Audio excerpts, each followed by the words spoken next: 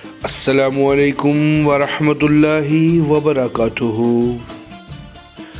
ایک بادشاہ بازار سے گزرا، وہاں ایک چودھری 2 روپے میں گدھا بیچ رہا تھا۔ اگلے دن بادشاہ پھر وہاں سے گزرا، وہ پھر وہیں بیٹھا گدھا بیچ رہا تھا۔ بادشاہ رک گیا اور اس سے پوچھا کہ گدھا کتنے کا ہے؟ اس نے دیکھا کہ بادشاہ ہے، اس نے قیمت 50 روپے بتا دی۔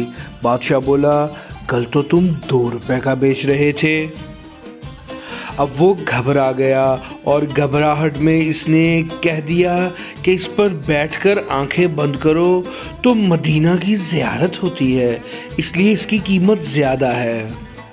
بادشاہ نے وزیر کو کہا کہ بیٹھ کر دیکھو کچھ نظر آتا ہے کہ نہیں۔ وزیر بیٹھنے لگا تو چودھری نے فوراً کہہ دیا کہ زیارت صرف نیک، ایماندار اور پارسا کو ہوتی ہے۔ اب وزیر بیٹھ گیا، اس نے آنکھیں بند کی، کچھ بھی نہیں نظر آیا، مگر اس نے سوچا کہ اگر کہوں گا کہ نظر نہیں آیا تو سب کہیں گے نیک، ایماندار اور پرہیزگار نہیں ہے۔ اس نے کہا، ماشاءاللہ مدینہ صاف نظر آ رہا ہے۔ بادشاہ کو تجسس ہوا، اس نے کہا کہ میں خود بیٹھ کر دیکھوں گا۔ اب بادشاہ بیٹھ گیا اور بادشاہ کو بھی کچھ نظر نہیں آیا۔ اب اس نے سوچا کہ وزیر تو بچ گیا، اگر میں اب کہوں گا کہ نہیں نظر آیا تو سب سمجھیں گے کہ بادشاہ نیک اور پرہیزگار نہیں۔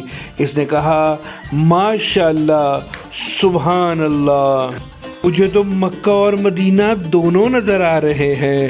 اور پھر اس گدھے کو بھی 50 روپے میں خریدنا پڑا۔ بالکل کچھ یہی صورتحال یہاں کی بھی ہے۔ اچھی تبدیلی صرف ان کو ہی نظر آ رہی ہے اور اپنا ہی لیڈر بھی مہنگا پڑ رہا ہے۔ وہ ذہنی طور پر اب یہ سمجھ چکے ہیں کہ ہمارا ہی لیڈر میں وہ خوبی ہی نہیں جو وہ ہمیں کھڑے ہو کر بیان فرما رہا ہے، مگر اب صورتحال اس کے بالکل برعکس ہے اور اب وہ یہ تبدیلی کی ہڈی نہ نگل سکتے ہیں نہ پھینک سکتے ہیں۔